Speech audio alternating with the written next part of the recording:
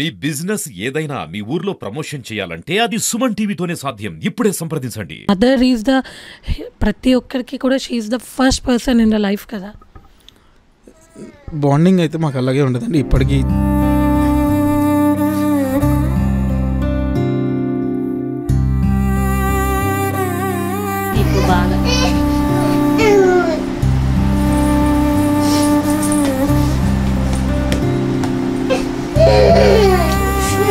Welcome to Suman TV Kothagudem.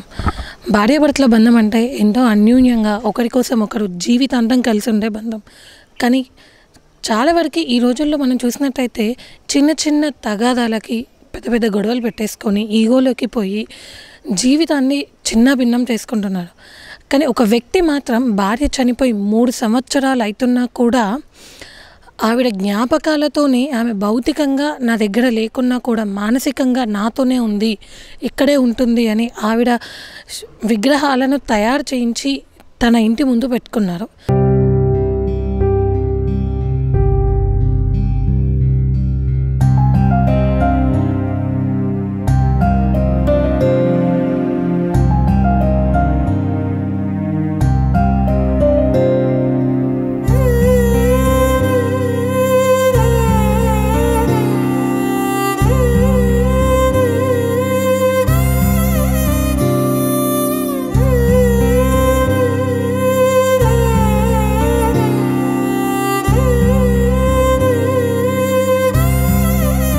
ప్రస్తుతం నేను మేదల బస్తీలో ఉన్న కొండ్లే అరుణ నిలయం దగ్గర ఉన్నాను.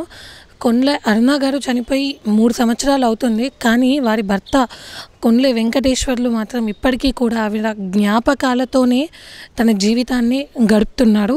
ప్రతిరోజు కూడా ఆ విగ్రహాలని తను చూసుకుంటూ తన భార్య తనతోనే ఉంది అని మురిసిపోతున్నారు. ఒకసారి వాళ్ళ ఇంట్లోకి వెళ్ళి వారి కుటుంబ సభ్యులతో అసలు వారు ఎలా చనిపోయారు ఏంటి అనే పూర్తి వివరాలను మనం తెలుసుకుందాం.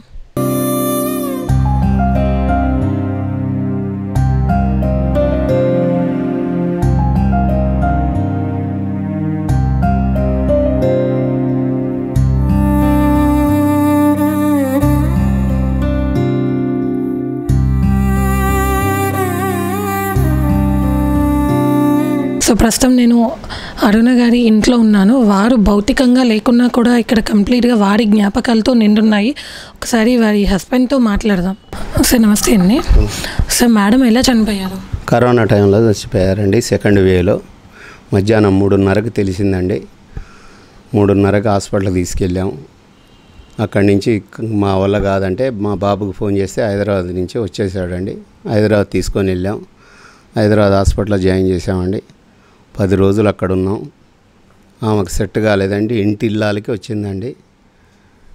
అది జరిగిన సంగతి. కోవిడ్ అందరికీ వచ్చిందా? అందరికీ వచ్చింది. అంటే ఫస్ట్ ఎవరికి వచ్చింది? ఫస్ట్ మా మిస్సెస్కి వచ్చిందండి. ఆమెకు 3:30కి తెలిసినాక ఎంబడే హాస్పిటల్ తీసుకొని పోయాము. ఇక్కడ సెట్ కాదనంటే ఎంబడే హైదరాబాద్ పట్టుకొని పోయాం. హైదరాబాద్లో జాయిన్ చేయించాం. 9 రోజులకి ఆమె చనిపోయింది. ఆమె చనిపోయింది కూడా నాకు తెలియదండి. నాకు 11వ రోజు 12వ రోజు చెప్పారండి. అప్పటి వరకు మా అబ్బాయికి, నాకు, మా అమ్మాయికి, మా కోడలికి అందరికి వచ్చిందండి. ఇక ఆమె ఒక్కటి మిస్ అయ్యిందండి. ఇక అందరం కోలుకున్నామండి. ఎన్ని సంవత్సరాలు అయింది సార్ మేడం చనిపోయి? మేడం చనిపోయి 26వ తారీఖు 7వ నెల 2021 అండి చనిపోయింది. ఇప్పుడు చనిపోయి 3 సంవత్సరాలు అయిందండి. అంటే సార్ బంధాలకి విలువలేని రోజులలో ఆవిడ మీ మధ్య లేకున్నా కూడా ఆవిడ రూపం ఉండాలి అని చెప్పేసి ఇంటి దగ్గర విగ్రహాలు పెట్టారు కదా. సో ఎందుకు సార్? నాకు ఆమెకు చివరి చూపు కూడా దక్కలేదు. నేను ఆమెను చూడలేకపోయానని ఆమె జ్ఞాపకంగా చేపించి నేను ఇంటి ముంగడ పెట్టుకున్నానండి. అది అంటే ఎంత బాండింగ్ ఉండాలి సార్ మీ మధ్య? అవునండి. ఆమె అంటే నేను ప్రాణం. మా వాళ్ళందరికీ తెలుసండి. మా ఇంటి ఇళ్ళకి, మా పిల్లలకి. ఆమెకు వేరే లోకం లేదండి. ఆమెకి నేను ఆమెకి ఇదే అండి మా బంధం. ఎన్ని సంవత్సరాలు అవుతుంది సార్ మీ పెళ్ళి? మా పెళ్ళి 40 సంవత్సరాలు అయిందండి. 1983లో అయిందండి నా పెళ్ళి. అంటే ఆ విగ్రహాలు అవి ఎక్కడి నుంచి తెప్పించారు? బెంగాల్ నుంచి తెప్పించానండి. అవి చేపిస్తేందుకు 4 నెలలు పట్టిందండి. ఇక్కడికి తీసుకొచ్చి ఫిట్టింగ్ చేసి అవన్నీ చేసే వరకు 5-6 నెలలు అయిందండి. వాటికి దగ్గర దగ్గర 1,00,000 రూపాయల పైన అయినాయండి. ఇన్ని లక్షలు పెట్టి ఖర్చు పెట్టినా మనిషి దక్కలేదు. ఆమె పోయినా కూడా ఈ విగ్రహాలు పెట్టినందుకు ఆ మనిషి గురించి అందరు వచ్చి అడిగారండి ఎంత అయిందని. నా జ్ఞాపకార్థంగా చేపించి పెట్టుకున్నాను. చివరి చూపు దక్కలేదని నా బాధ, అంతే. సో మీరు ఏం చేస్తారు సార్? నేను ఫస్ట్ లారీ ట్రాన్స్పోర్ట్లో పనిచేశానండి. అంటే సార్, అంటే ఇంత అన్యోన్యంగా ఇంత క్లోజ్గా ఉన్నారు కదా, అంటే తను లేదు అని మీకు చెప్పడం కూడా మీ ఆరోగ్యరీత్యా అయితే ఏంటి, మీ వాళ్ళు మీకు లేట్గా చెప్పారు కదా సార్, దాని నుంచి మీరు అంటే మేడం జ్ఞాపకాల నుంచి మీరు ఎలా బయటకు వచ్చారు? నాకు హాస్పిటల్నే తెలిసినాక 2 రోజులు బాధపడి 2 రోజులు అయితే కోలుకోలేదండి. ఇక నేను బాధ చూడలేక మా అబ్బాయి మా కోడలు అందరు ఇక్కడే వచ్చి ఉంటున్నారండి. ఇక రోజు ఏడ్చుకుంటా వారం 10 రోజులు అట్నే ఉన్నానండి. ఇక ఆ బాధ చెప్పలేను. రోజు నిత్యం ఏడ్చుకుంటూ ఏముంటామండి. అందుకొరకే మా కోడలు మా కొడుకు ఇక్కడనే ఉంటున్నారండి. ఏమన్నా పండగలు కానీ పబ్బగాలు కానీ ఏమన్నా వచ్చినప్పుడు ఇంటిల్లాలకు బట్టలు కొంటామండి. ఆమె లేదని బాధ ఉన్నా కూడా ఆమెకి కంపల్సరీగా కొని అవి కూడా మేమే వాడుకుంటామండి. ఆమె లేని లోటు మాకు ఇంత మటుకు ఇంకా తీరదండి. ఆమె ఎప్పుడు మా ఇంట్లో ఉన్నట్టే ఉంటుందండి.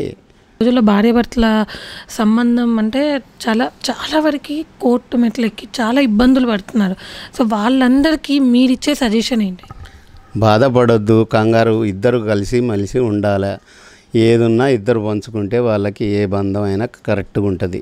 అంటే ఆ విగ్రహాలని ఎప్పుడు పెట్టారు సార్? ముందు ఆమె ఇష్టపూర్వకంగా ఈ ఇల్లు కట్టామండి. ఆమె ఉన్నప్పటి నుంచి 12 సంవత్సరాలు అయిందండి ఈ ఇల్లు కట్టి. ఆ విగ్రహాలు సంవత్సరంలోపే చేపియాలని చూసాము. ఎక్కడ మనుషులు దొరకలేదండి. తిరుగురు పోయాము, తిరుగురులో కాలేదు, విగ్రహాలు ఖరాబ్ చేశారు. అందుకొరకే పెయింటింగ్ వేసేటప్పుడే ఇక్కడ పెయింటింగ్ వేయించామండి. ఆ పెయింటింగ్ నాకు మనస్ఫూర్తిగా నచ్చలేదని విగ్రహాలు వచ్చినా సంవత్సరం అయిపోయినాకైనా విగ్రహాలు పెట్టాలి అనుకొని సంవత్సరం దాటినాక విగ్రహాలు తయారు చేపించి పెట్టుకున్నానండి ఇంటి ముంగట. ఆమె ఇంట్లో ఉన్నన్ని రోజులు 10 సంవత్సరాలు దర్జాగా ఉన్నదండి. ఆమె లేదని మా బాధే అదొకటే మాకు మిగిలిచ్చింది. కోవిడ్ ఫస్ట్ ఎవరికి వచ్చింది, ఎలా స్ప్రెడ్ అయింది? అది ఎగ్జాక్ట్గా అయితే మా మదర్కే వచ్చింది అన్నట్టు అనుకుంటున్నాం మేము. తెలియదు ఎగ్జాక్ట్, ఎందుకంటే డాడీ అవును మమ్మీ కలిసి ఉన్నారు కాబట్టి, డాడీ బయట ఉంటారు కాబట్టి ఎవరికి వచ్చిందో తెలియదు. కానీ కోవిడ్ వచ్చిందని నాకు కూడా ఫస్ట్ నేను కాల్ చేసేవాడిని రెగ్యులర్గా జ్వరం వచ్చింది అంటే. సో తను రెస్పాన్స్ ప్రాపర్గా ఇవ్వకపోవడము, అంటే నాకు కరోనా రాదు అనుకుంటూ ఉండడం అలా చేశారు. నాకు అప్పటికి అనిపించింది కరోనా వచ్చిందని, కానీ చెప్తే వినిపించుకోవట్లేదు. వీళ్ళు ఎట్లా అంటే హాస్పిటల్లో అడ్మిట్ అయిన తర్వాత నాకు చెప్పారు. అప్పుడు నేను ఇక అప్పటికప్పుడు నైట్ బయలుదేరేసి మా వైఫ్ ఊర్లో ఉంటే తన్ని కూడా తీసుకొని వచ్చేసి మార్నింగ్ ఇక్కడ హాస్పిటల్లో ప్రవీణ్ హాస్పిటల్లో అడ్మిట్ చేశాము. హాస్పిటల్ అడ్మిట్ చేసి ఇక్కడ అవ్వదని చెప్పేశారు. ఇక్కడ అవ్వదు, హైదరాబాద్ తీసుకెళ్ళండి అని చెప్పారు. ఇక అప్పటికప్పుడు నేను అంబులెన్స్ మాట్లాడి హైదరాబాద్ తీసుకెళ్ళాను. హైదరాబాద్ తీసుకెళ్ళి అడ్మిట్ చేసాం. కానీ వాళ్ళు కూడా డాక్టర్స్ కూడా ఛాన్సెస్ లేవు అన్నట్టు చెప్పారు. కానీ ఇక సరే ఛాన్స్ లేవన్న మొత్తం వదిలేలేము కదా మనము తల్లిని. సో ఆ ఉద్దేశంతో నేను మళ్ళీ జాయిన్ చేయించి డాడీని మళ్ళీ ఇంటికి తీసుకొచ్చి, అక్కడ హైదరాబాద్లో ఇల్లుంది, సో హైదరాబాద్లో ఇంటికి తీసుకెళ్ళి కొన్ని రోజులు ఉన్నాము కలిసి. సో మేము అంబులెన్స్లో తీసుకురావడం వల్ల అనుకుంటా మరి అట్లా సెకండ్ వేవ్ టైం నడుస్తుంది. ఆ టైంలో మాకు కూడా ఎఫెక్ట్ అయింది, ఇంట్లో అందరికీ ఎఫెక్ట్ అయింది, ఈ మా అక్కకి, మా డాడీకి, నాకు, మా వైఫ్కి. సో దాని తర్వాత ఒక 1 డేకి మా డాడీ అడ్మిట్ అయ్యారు హాస్పిటల్లో. అండ్ మేడం జాయిన్ అయిన 1 డే 2 డేస్కి జాయిన్ అయ్యారు డాడీ. దాని తర్వాత మెల్లగా నాకు కూడా ఇక అవ్వట్లేదు అని చెప్పేసి నేను అడ్మిట్ అయ్యాను. మా సిస్టర్కి కూడా అవ్వట్లేదని మా సిస్టర్ని అడ్మిట్ చేసాము. సో మేము అడ్మిట్ అయినా ఒక 1 వీక్కి మా మదర్ది ఇక అంటే వాళ్ళు హాస్పిటల్ స్టార్టింగే చెప్పారు, ఇక తర్వాత కూడా చనిపోతారు అన్నట్టు చెప్పారు. లాస్ట్ కాల్ చేశారు, కాల్లో మేము చూసుకున్నాము. అంటే మీరు లేరు ప్రెజెన్స్లో లేము, నేను ఐసీలో ఉన్నాను నేను కూడా. సో కాల్ చేశారు, కాల్ చేసి చెప్పారు. ఇక ఆ వీడియో కాల్లో చూసుకున్న తర్వాత వాళ్ళు దాన సంస్కారాలు చేసుకోండి అన్నట్టు చెప్పారు, అంతే. ఇది జరిగింది. ఇక అంటే సార్కి చెప్పలేదంట కదా, అది ఎందుకు సార్? ఇప్పుడు ఆల్రెడీ నాకు సీరియస్గా ఉంది, మా డాడీకి సీరియస్గా ఉంది. ఇంట్లో పెద్దవాళ్ళందరూ ఎవరు లేరు, ఇంకా ఇంట్లో మగదిక్కులు మా డాడీ నేను హాస్పిటల్లోనే ఉన్నాము. మా మదర్ చనిపోయారు, మా వైఫ్ ఒక్కతే బయట ఉన్నది. సో ఇటువంటి పరిస్థితుల్లో మళ్ళీ చెప్పి ఇంకేదైనా జరుగుతుందనే ఉద్దేశంతో డాక్టర్లు కూడా చెప్పొద్దని చెప్పారు. రిస్క్ తీసుకొని చెప్తా అంటే చెప్పండి, ప్యానిక్ అవుతే మేము మా రెస్పాన్సిబిలిటీ కాదన్నట్టు చెప్పారు. అలా చెప్పిన తర్వాత కూడా మనం ధైర్యం చేసి చెప్పలేము కదా. సో ఆ రీజన్తో ఇక మేము చెప్పలేదన్నమాట. తర్వాత డాక్టర్తో మాట్లాడి డాక్టర్ దగ్గర ఉంచి, అంటే నార్మల్ డాక్టర్స్ ఉంటారు కదా, డాక్టర్ని పిలిపించి చెప్పించాము. ఎందుకంటే డాక్టర్ పక్కన ఉండాలని చెప్పేసి డాక్టర్ని పిలిపించి చెప్పించాము. అప్పుడు అది అంటే ఇక్కడ వాళ్ళిద్దరు వైఫ్ అండ్ హస్బెండ్ మాత్రమే ఉండేది అన్నారు కదా, సో ఫర్దర్గా మీరు ఎప్పుడు షిఫ్ట్ అయ్యారు? సో అదే మా మదర్ చనిపోయిన తర్వాత ఇక తను ఒక్కడే ఉండడం ఎట్లయినా ఇప్పుడు ఇంట్లో ఒక్కరు ఉండడం కుదరదు కదా, అన్ని రోజులు బాండింగ్తో ఉండి రిలేషన్షిప్లో ఉండి, సో తను ఒకటేసారి ఎవరైనా ఇప్పుడు ఇంట్లో వాళ్ళు ఎవరైనా కానీ ఒకళ్ళు అన్ని రోజులు కలిసి ఉండి ఒకటేసారి పోతే మనకి మంచిగా అనిపించదు కదా. సో డాడీని వదిలిపెట్టద్దు, డాడీని జాగ్రత్తగా చూసుకోవాలనే ఉద్దేశంతో నేను అప్పటికప్పుడు డాడీతో పాటు ఇక్కడికి వచ్చేసాను. నేను ఇక అప్పుడు 2 years వర్క్ ఫ్రమ్ హోమ్ ఉండే, అలా చేసుకుంటూ ఉండే. ఇప్పుడు అప్ అండ్ డౌన్ చేసుకుంటున్నాను వర్క్ ఫ్రమ్ హోమ్ వల్ల. అంటే కింద మీ మదర్వి స్కల్ప్చర్స్ పెట్టారు కదా సార్, ఎక్కడ చేయించారు సార్ అవి? సో ఫస్ట్ లోకల్లో ట్రై చేసాము, లోకల్లో అవ్వని చెప్పారు. అండ్ తిరువురికి వెళ్ళాము, అక్కడ చేశారు కానీ ప్రాపర్గా చేయలేకపోయారు, పోలికలు కలవడం కానీ అలాంటివి ఏం లేవు. అండ్ సరే ఇలా కాదు అని చెప్పి మేము గూగుల్లో యూట్యూబ్లో వెతకడం ట్రై చేసి నెంబర్స్ తీసుకున్నాము. కొన్ని నెంబర్స్ తీసుకొని కోల్కతాలో ఒక పర్సన్ కాంటాక్ట్ చేసి ఆ పర్సన్కి చెప్పి చేయించాము. అది ఒక 1.5 months 2 months తీసుకున్నాడు తను చేయడానికి అవన్నీ. అండ్ ఆ తర్వాత తను కొరియర్ చేస్తా అని చెప్పాడు. అండ్ మేము అమౌంట్ మొత్తం వేసేసాము, ఎందుకంటే ఇంకా మేము చేయించుకోవాలనే ఉద్దేశంతో ఉన్నాం కాబట్టి ఆ పర్సన్ జెన్యునా కాదా అనేది కాదు, మేము చేయించుకోవాలనే ఉద్దేశంతో ఉన్నాం ఆ టైంలో. సో మేము అమౌంట్ పంపించాము, తను కూడా ఫొటోస్ పంపించాడు, చేస్తున్న ఫొటోస్ పంపించాడు. సో ఆ తర్వాత మేము ఇక ఫర్దర్గా ప్రొసీడ్ అయ్యి అక్కడి నుంచి ట్రాన్స్పోర్ట్లో వేసాడు తను. అండ్ ట్రాన్స్పోర్ట్లో వేసిన తర్వాత ఫస్ట్ విజయవాడ దగ్గరికి వచ్చి విజయవాడ నుంచి కొత్తగూడెంకి వచ్చాయి. అంటే ఫస్ట్ ఆ స్కల్ప్చర్ చూడగానే మీకు ఎలా అనిపించింది సార్? మదర్ ఈజ్ ద, ప్రతి ఒక్కరికి కూడా she is the first person in the life కదా. బాండింగ్ అయితే మాకు అలాగే ఉండదండి ఇప్పటికీ.